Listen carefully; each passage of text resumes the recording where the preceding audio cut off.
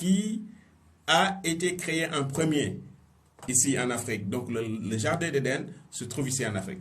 Regardez ce qui se passe actuellement, en ce moment-là, depuis décembre. Regardez ce qui se passe dans les autres continents. Et regardez ce qui se passe, ce que nous vivons ici en Afrique. Donc, vous voyez qu'il y a pas mal de choses qui se passent, des trucs catastrophiques. Et je souhaite que le climat revienne au normal pour les États-Unis, pour les Amériques, pour l'Europe et ailleurs.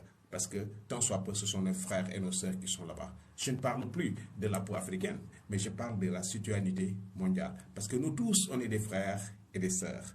Donc, il faut qu'on dépasse le, disons, dénigrement ou, disons, la qualification des êtres humains par rapport à leur couleur de peau. Moi, je pense que la qualification des êtres humains doit venir par quoi? Doit venir par leur cœur, leur bon cœur et leur bonne foi et aussi leur conduite dans ce bas monde. C'est ça qui peut amener la paix dans ce monde. Arrêtons de juger les gens de par la couleur de leur peau. Jugeons les gens de par leur honnêteté, de par leur foi, de par leur droiture, de par leur civisme, afin qu'on puisse vivre dans un monde harmonieux.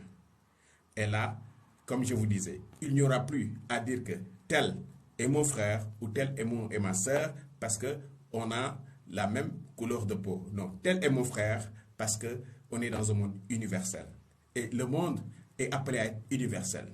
Regardez, actuellement, comment est-ce que les gens se sont métissés? Il y avait des races auparavant, après, disons, au moment de la colonisation, lorsque les gens ont commencé à se découvrir, lorsque les gens ont commencé à avoir l'intelligence de voyager avec des pirogues, avec l'intelligence de voyager aussi avec les chameaux, l'intelligence de voyager avec les chevaux, avec les ânes. Hein. Donc, c'est là que les gens ont commencé à découvrir d'autres univers qui n'étaient plus le leur. Donc, ils ont commencé à faire l'immigration pour aller chercher. C'était pour aller se chercher. Donc, on peut dire que l'Afrique, étant le jardin d'Éden, les Africains n'avaient pas besoin de sortir.